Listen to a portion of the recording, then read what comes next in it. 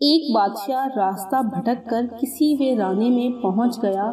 وہاں جھونپڑی تھی۔ اس جھونپڑی میں رہنے والے شخص نے بادشاہ کی بڑی خدمت کی۔ وہ غریب جانتا بھی نہیں تھا کہ یہ بادشاہ ہے۔ مسافر سمجھ کر خدمت کی۔ بادشاہ بہت خوش ہوا۔ جب جانے لگا تو اس نے اپنی انگلی سے انگوٹھی اتاری اور کہا، تم مجھے نہیں جانتے ہو کہ میں بادشاہ ہوں۔ یہ انگوٹھی اپنے پاس رکھو، جب کبھی کوئی ضرورت ہوگی ہمارے محل میں آ جانا۔ دروازے پر جو دربان ہوگا اسے یہ انگوٹھی دکھا دینا، ہم کسی بھی حالت میں ہوں گے وہ ہم سے ملاقات کرا دے گا۔ بادشاہ چلا گیا۔ کچھ دن کے بعد اس کو کوئی ضرورت پیش آئی تو وہ دیہاتی بڑے میاں محل کے دروازے پر پہنچے۔ کہا، بادشاہ سے ملنا ہے۔ دربان نے اوپر سے نیچے تک دیکھا کہ اس کی کیا اوقات ہے بادشاہ سے ملنے کی۔ کہنے لگا، نہیں مل سکتے، مفلس و کلاش آدمی ہے۔ اس دیہاتی شخص نے پھر وہ انگوٹھی دکھائی۔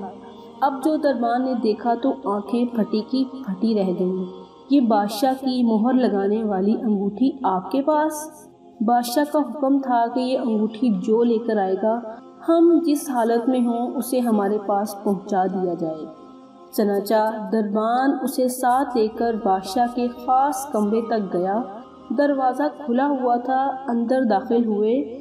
اب یہ جو شخص وہاں چل کر آیا تھا اس کی نظر پڑی کہ بادشاہ نماز میں مشغول ہے۔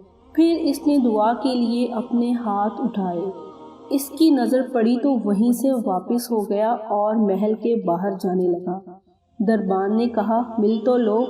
کہا، اب نہیں ملنا، کام ہو گیا، اب واپس جانا ہے۔ تھوڑی دور چلا گیا۔ جب بادشاہ فارغ ہو گیا، دربان نے کہا، ایسا آدمی آیا تھا، یہاں تک آیا پھر واپس جانے لگا۔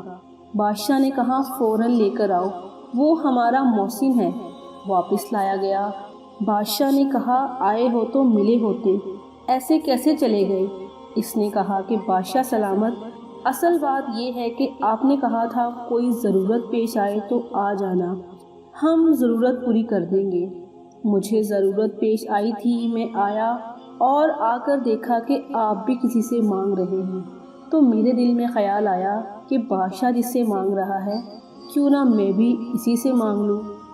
یہ ہے وہ چیز کہ ہمیں بھی جب کوئی ضرورت ہو، بڑی یا چھوٹی، اس کا سوال صرف اللہ پاک سے کیا جائے کہ وہی ایک در ہے جہاں مانگی ہوئی مراد ملتی ہے۔